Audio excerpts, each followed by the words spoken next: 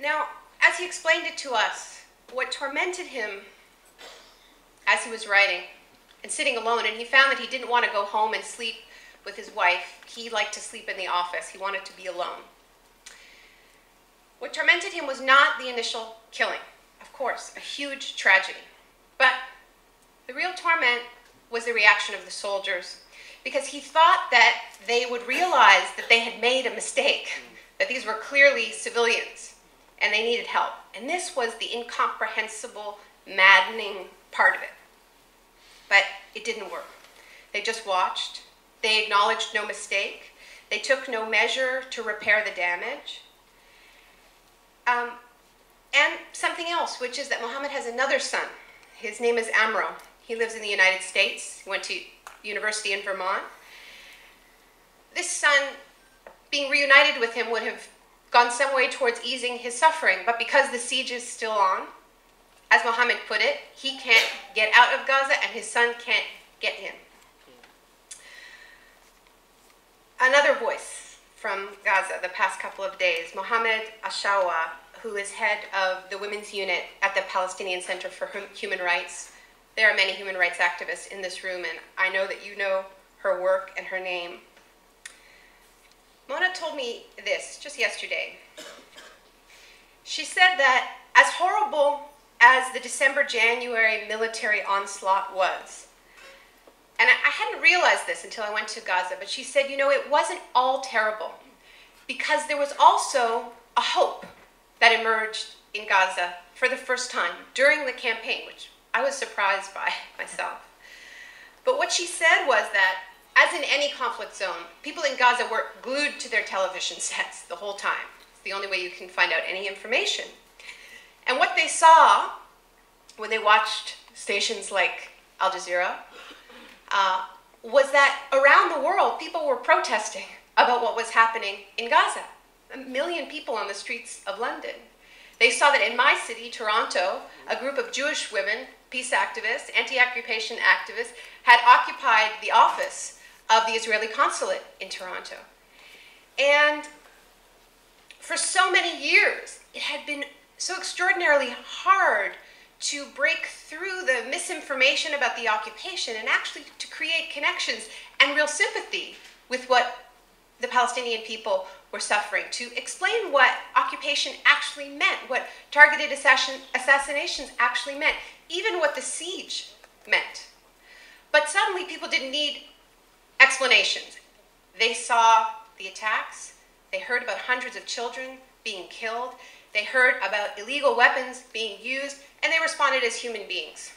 They took to the streets, they rejected it. And so, as Mona said, people called it war crimes, and we felt we were not alone in the world, even under the siege, even under the worst of the siege, of the military attack. So she said that people comforted each other with the knowledge that this time, the Israeli government had defeated itself. They convinced themselves of this, that they had defeated, that they had gone too far this time. And I heard this phrase again and again. The mask came off, or the makeup came off, and suddenly people saw it. The international community, this empty phrase, which is usually more of a taunt than anything else, seemed to have some meaning all of a sudden. And this is Mona again. She said all the people here thought that the situation would change if they could only survive the attack, that it would lead, that it would be a catalyst, the catalyst that was needed for real change. But, she said, it's been 6 months and nothing has changed. I'm quoting, Gaza is totally destroyed, people are still suffering, and the siege continues. Only now, of course, it's worse, because so much is destroyed and there isn't even the equipment to clear away the rubble, let alone reconstruct from the devastation, so people are camping in their own rubble. 6 months later. They can't rebuild the factories, but even if they could, what would be the point of rebuilding the factories when the siege is still on and you can't export anything? I tell you these two stories because as I listened to Mona, I immediately thought about Muhammad, who I had just met the day before, in his farm, writing in his journal, trying to understand how those soldiers could have failed to help his son once they saw what happened. And what I realized was that all of Gaza is in this similar state of disbelief, where the original crime, the attack, was bad enough, but the true torment is the realization that even after the world witnessed such horror, it was not enough to wake us up, to truly awaken our humanity, to stop the madness, so that a new era of justice and equality for Palestinians would come. The truth is that Gaza could be attacked tomorrow with greater force. There's nothing preventing it. There's nothing preventing it. In fact, if we look at the trajectory, each attack has grown more forceful. So people feel in an incredibly precarious state. Another perspective from Gaza, from Dr. Yusuf Musa, who's director of the Union of Health Work Committees. He said to me, after a while, death becomes smaller. Even stones get worn down. And what he was saying was, I think, something familiar, which is if you experience enough death, the tragedy starts to shrink.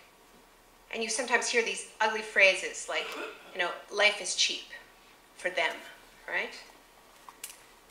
But when we see how little has changed in response to the attack in December and January, how can we conclude anything but that we have all concluded that life is cheap? That we've all become desensitized to death, deadened to war crimes, that death is becoming smaller for all of us. That's why I've come to Israel now. I'm here, as you know, as you heard, partly to launch my book in Hebrew and Arabic, partly to research and learn more about the situation on the ground, but most importantly, as Yael and I said, that this is really a tour as much about promoting the idea of boycott, divestment, and sanctions as it is about promoting anything else, BDS. Now, what does all of this have to do with BDS? Well, there are many reasons to support the call, and I'm going to go through them, or a few of them. But I think the most important reason to be part of a global movement that is doing something very real to end war crimes. The BDS call is until Israel complies with international law. That's what it says. The reason to be part of this movement is not just in solidarity with people like the people I'm quoting in Gaza, but to reclaim our own humanity, to reclaim our own humanity, to rebel against the normalization of death. We need to do that for ourselves.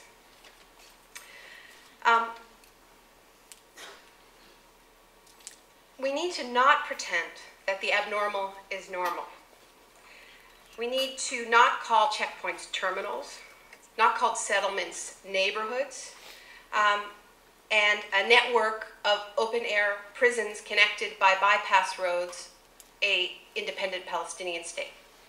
We need to not make the abnormal normal. We need to do everything we can to reject that. And what we find is that when we start to do that, if enough of us reject this normalization, then the people who are acting as if all of this is normal start to become the abnormal ones. We need to change this dynamic. Because if you're the only one who feels there's something wrong with this, but you turn on your television set and everybody is acting like this is normal, you think you're crazy, okay? So that's why we need to do this publicly, loudly, as much as we can, because it attracts company and it can change a political dynamic. We need to be role models.